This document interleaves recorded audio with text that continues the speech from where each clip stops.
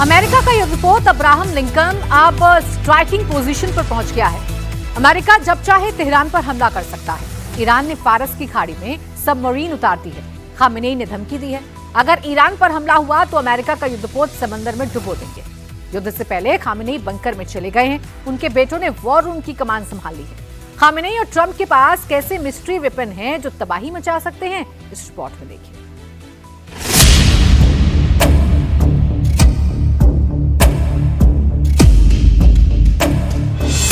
Khamenei का war plan क्या है?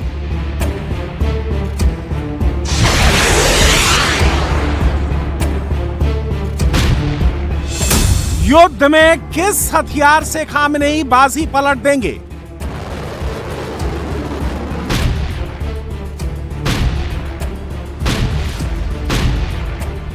क्या खामेनेई की वॉर मशीनरी से ट्रंप डर गए हैं?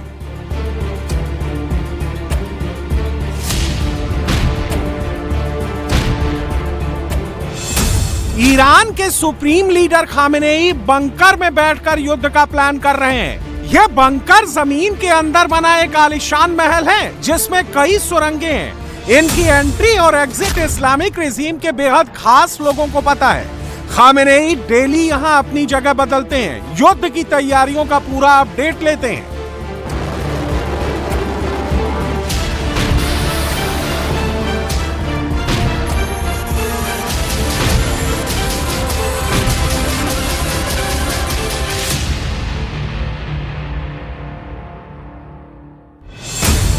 ट्रंप और खामेनेई के बीच युद्ध अब नॉकआउट होने वाला है।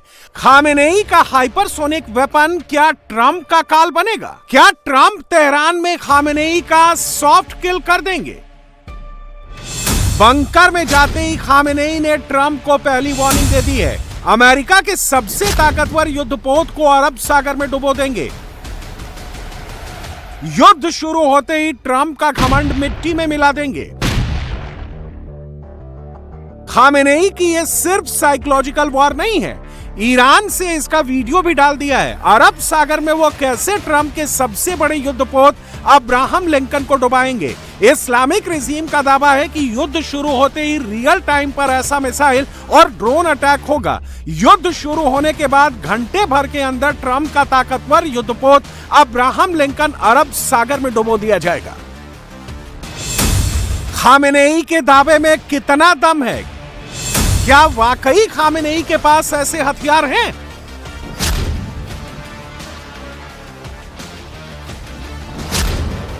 अरब सागर में युद्धपोत लिंकन पर खामेनेई का पहला हमला बैलिस्टिक मिसाइल से होगा। ईरान फतह 2 बैलिस्टिक मिसाइल का इस्तेमाल करेगा। खामेनेई ने इसकी हरी झंडी दे दी है। ईरान की फतह 2 बैलिस्टिक मिसाइल ग्लाइड व्हीकल पर चलती है, जिसकी वजह से लॉन्च होने के तुरंत बाद इसकी स्पीड मैक 13 तक पहुंच जाती है। फतह 2 1 घंटे में 16,000 किलोमीटर दूर टारगेट को हिट कर सकती है। 246 किलोमीटर दूर मौजूद टारगेट को तबाह करने में सिर्फ 1 मिनट लगता है। अगर दुश्मन का युद्धपोत 4,424 मीटर के फासले पर है तो सिर्फ 1 सेकंड लगेंगे। फतह 2 का टारगेट हिट करने का रिकॉर्ड 90% से ज्यादा है। खामेनेई की फतह 2 मिसाइल दुनिया की दूसरी बैलिस्टिक मिसाइलों से एकदम अलग है। बैलिस्टिक मिसाइलें लॉन्च किए जाने के बाद जहां एक सीधी ट्रेजेक्टरी पर चलती हैं, वहीं फतह 2 मिसाइल क्रूज मिसाइलों की तरह रास्ता बदलते हुए चलती है। युद्धपोत लिंकन में लगे रेडार के लिए यह पता लगाना मुश्किल है 5 सेकंड बाद फतह 2 किस पाथ पर चल रही होगी, जिसकी वजह से इसे इंटरसेप्ट कर हवा में ही मार गिराना बहुत मुश्किल है। इसीलिए खामेनेई ने युद्धपोत अब्राहम लिंकन को हिट करने के लिए इसे चुना है।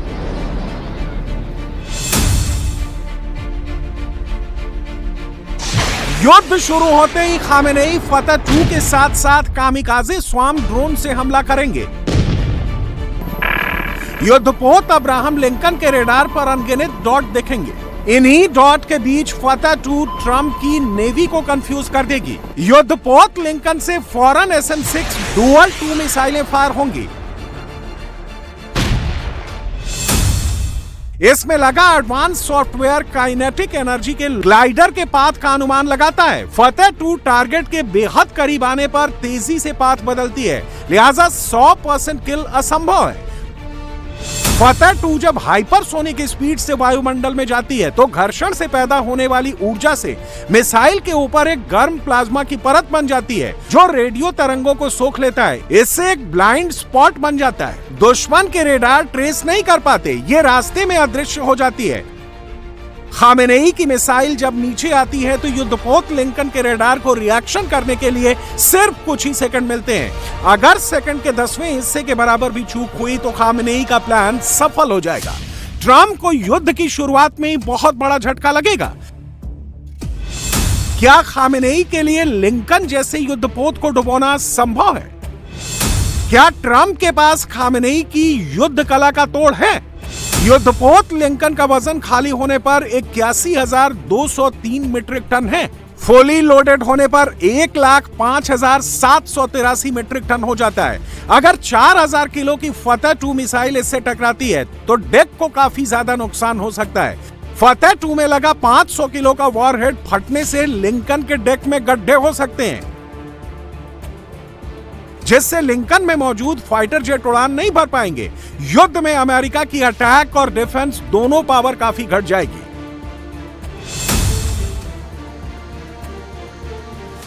ट्रंप ने भी अरब सागर की लड़ाई के लिए एक मास्टर प्लान बनाया है। युद्धपोत लिंकन में इलेक्ट्रॉनिक वॉरफेयर सिस्टम AN/SLQ-32 लगा है। खतरा होने पर यह नॉन काइनेटिक बीम छोड़ता है, जिससे फतेह 2 मिसाइल में लगे सीकर बंद हो सकते हैं। मिसाइल के सेंसर और जायरोस्कोप टारगेट को लॉक करने में कंफ्यूज हो सकते हैं। अगर ऐसा हुआ तो युद्धपोत लिंकन जैसे मूविंग टारगेट को हिट करना मुश्किल होगा। खामेनेई की मिसाइल अरब सागर में गिरकर तबाह हो जाएगी।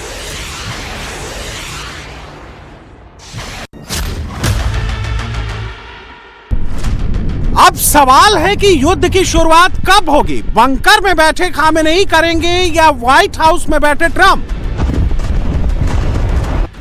ईरान 24 घंटे में फारस की खाड़ी में मौजूद अमेरिकी शिप्स पर हमले कर सकता है। ईरान ने फारस की खाड़ी में सबमरीन समेत कई युद्धपोत तैनात कर दिए हैं। इन्हें स्ट्रेट ऑफ हार्मूज में तैनात किया गया है। ईरान का दावा है कि यहां से अमेरिका के किसी युद्धपोत को ईरान के करीब नहीं जाने दिया जाएगा। लेकिन खामेनेई का असली गेम हार्मुज बंद कर दुनिया में तेल की किल्लत पैदा करना है। खामेनेई के इसी गणित को बिगाड़ने के लिए ट्रंप ने एक और दांव चल दिया है। परमाणु ईंधन से चलने वाली ओहियो क्लास पनडुब्बी को फारस की खाड़ी में तैनात कर दिया है। ओहियो पनडुब्बी में लगी टॉम हॉक क्रूज मिसाइलें ईरान की अपग्रेडेड बैलिस्टिक मिसाइलों को अरब सागर और मिडिल ईस्ट में अमेरिका के अड्डों तक पहुंचने से पहले ही मार गिरा सकती हैं।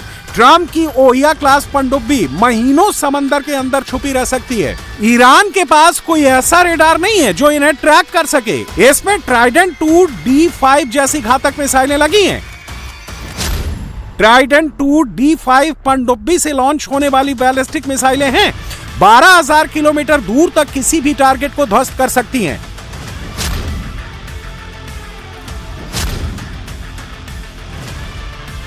खामेनेई को डराने के लिए ट्रंप ने मिडिल ईस्ट में एक और किलर प्लेन भेज दिया है।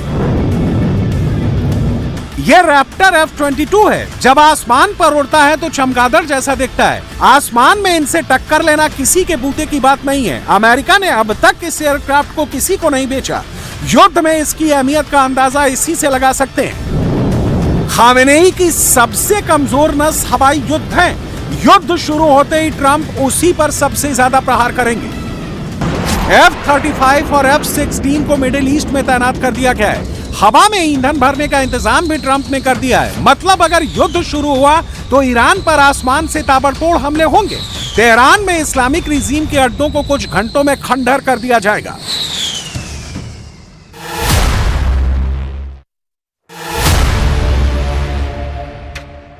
ट्रंप ने 36 F-15E स्ट्राइक ईगल्स जॉर्डन के सॉल्टी एयरबेस भेजे। जून में हुए युद्ध में ईगल्स ने जबरदस्त हमले किए थे। F-35 के मुकाबले इन्हें युद्ध में उतारना कम खर्चीला है।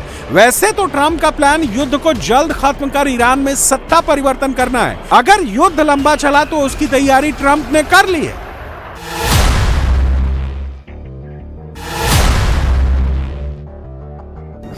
खामेनेई को बंकर से उठाने के लिए ट्रंप ने 20,000 स्पेशल कमांडो मिडल ईस्ट भेजे हैं। इनमें डेल्टा फोर्स के कमांडो भी हैं, जिन्होंने मादुरो को रातों रात उठा लिया था। ट्रंप ने स्पेशल कमांडो को जॉर्डन, कतर और यूएई में अलग अलग ग्रुप में उतारा है। मादुरो के खिलाफ डेल्टा फोर्स का ऑपरेशन 2 घंटे 29 मिनट में ही पूरा हो गया था। मादुरो के महल के ऊपर रात 2 बजे डेल्टा फोर्स के कमांडो चिनूक और अपाचे हेलीकॉप्टर से उतरे थे। सोनिक वेपन से सुरक्षा बलों को बेदम कर दिया था। तेहरान के पहाड़ी इलाकों में बने बंकर में क्या खामेनेई को उतनी ही आसानी से डेल्टा फोर्स उठा पाएगी? ऑपरेशन एब्सोल्यूट रिजॉल्व में बम वर्षक विमानों और समंदर में मौजूद युद्धपोत से भी फायरिंग की गई थी।